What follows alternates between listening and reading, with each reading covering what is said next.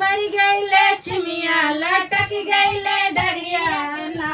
आइले परदेसी बलमुआ की ना आइले परदेसी बलमुआ की ना आइले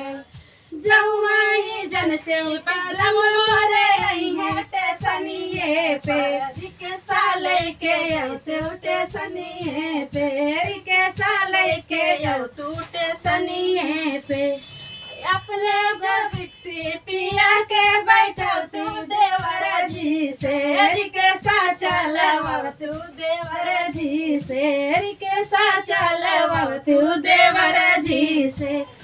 फर गईले छिमिया लटक गईले डरिया से ना आइले परदेसी बलमुआ से ना आइले परदेसी बलमुआ से ना आइले जमुआई जनते पिया मोरे स्टेशनिए पे जवाना लेके जैती स्टेशनिए पे जवाना लेके जैती स्टेशनिए पे